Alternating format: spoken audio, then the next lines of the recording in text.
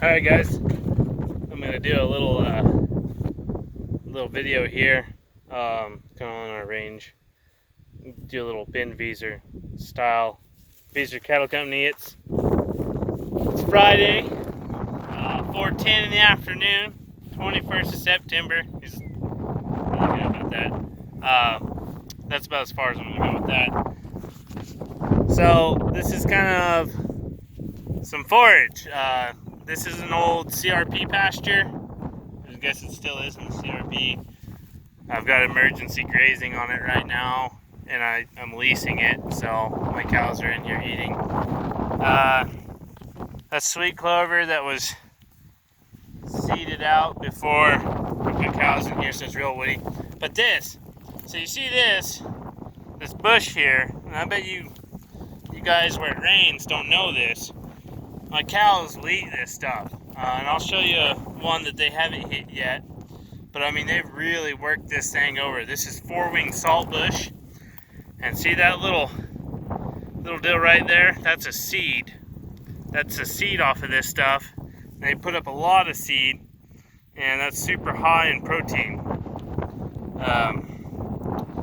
And this stuff grows really, really commonly down in the Chihuahuan Desert. Imagine a little in the Sonoran Desert. I don't know if they have any down in the Mojave, but this is more of a southern plant. For some reason, years ago, the NRCS thought it was a great idea, or FSA, or whoever it was, to throw this in the seed mix. It's nice for cover, but we can't graze it during the winter time, which is stupid, so it's kind of pointless. But my cows will get, here's one they kind of really haven't hit too hard, but these things will just get loaded with this stuff and just eat the heck out of it. You can see our grass is pretty grazed down, but when you go across the fence to the native grass, it's just as short. So the other thing, this is a yucca. My cows will eat this stuff too. You'll get some cows that they're native and they're just used to it, and they'll come in here at the bottom on kind of these dead spines, and they'll just kind of eat their way in from the bottom. And you'll see these ones are dying, and they hurt when they poke you, and they'll eat this entire bottom out and just leave the top.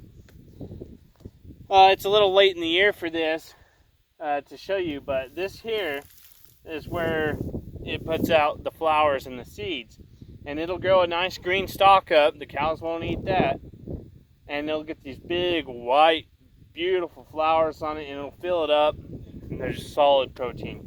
Wonderful feed. Cows eat the heck out of them.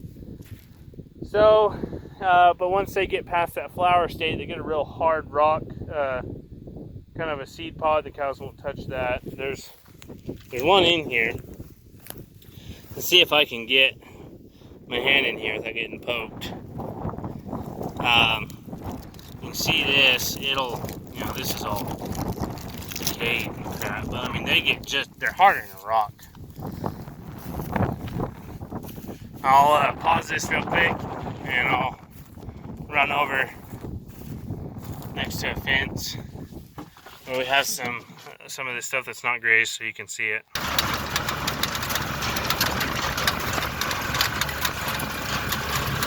Alrighty, get you over here.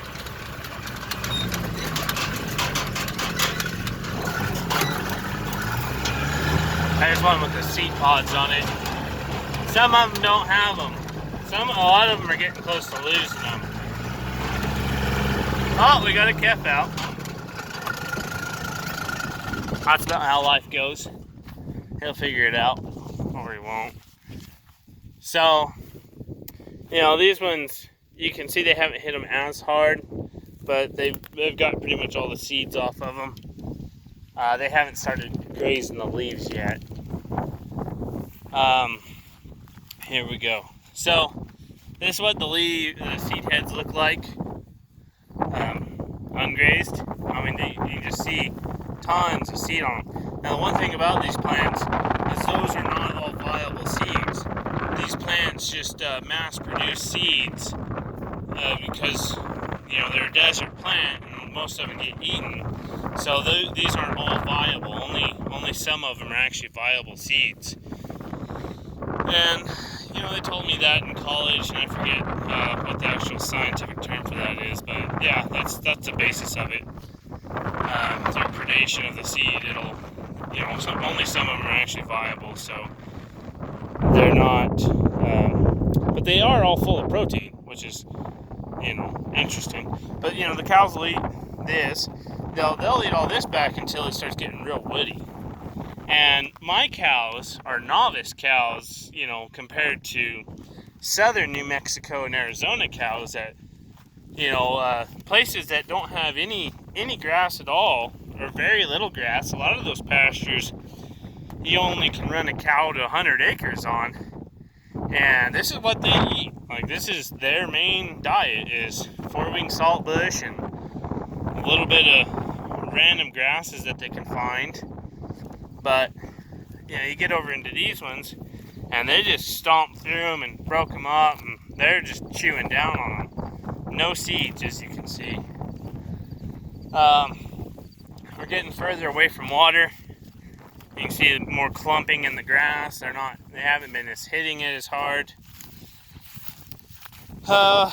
We didn't have any rain. I'll mention that in a video before this one. I'm not gonna, you know, we just didn't get any rain, so this stuff's not gonna green up anymore and regrow. It is what it is. This being emergency grazing, that deal isn't as good as it used to be. Depends on who's at your agency, but now we can only run so many animal units on this stuff, and I've got 75 cows in here, and they told us for 2 months we had to have 200 and some odd acres, 320 acres, something like that. But yet you can see I'm in a 90-acre pasture, and I've got 1 week left of grazing, and I still got tons of grazing back here. This pasture hasn't been grazed in 4 years, and so all that dead material will stunt the actual growth this next year. And it does that every year. You've got to come through here and graze this crap off, because too much standing dead material will actually hinder the grass growth. It's a good problem to have, I guess. It's not going to be the case for the rest of the pastures, but that's where this one's at. So, you know, we'd like to get this stuff grazed a little harder, but it is what it is.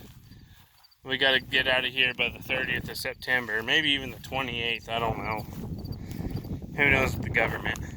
But we'll get them out of here and leave all this grass so our cows can look at it across the fence and when they're starving this winter. But the other part of this video is somebody left a comment on Larson Valley Farms. You know, he just didn't take care of his cows very well, or they didn't like the way he took care of his cows. And his cows are standing in knee-deep, you know, grass and all kinds of just amazing forage. And some asshat leaves that comment. I've got cows, you know, the grass might be as tall as their the top of their hoof, and that's as tall as it'll ever get. So I guess it's probably a good thing I don't show too many of my cows, or I'd be getting those comments too. Actually, I've gotten some of those comments. I just block them. Uh-oh. My gator is a little acting up. We'll go through some of these cows. Some of them are okay. Some of them we probably ought to get rid of. But they're definitely not butterball fat like Brad's cows are. You know, doesn't take care of his cows, and his cows are as fat as they can be. You know, but these cows are in pretty good condition for as dry as it has been. They really are. They actually are very decent condition for as dry as it is. That's the one thing, you know, we're going to be supplementing with silage here in about a month, about the 1st of November. We'll start supplementing our cows with silage, just because we are short on grass. And so these cows will actually pick up condition through the winter, whereas normally they would be losing condition. So, yeah, that's kind of where that's at, you know. Our calves aren't nearly as big. I mean, they're not even close to the size they were last year. But if we can just keep our cows in good shape and you don't keep them alive, I guess.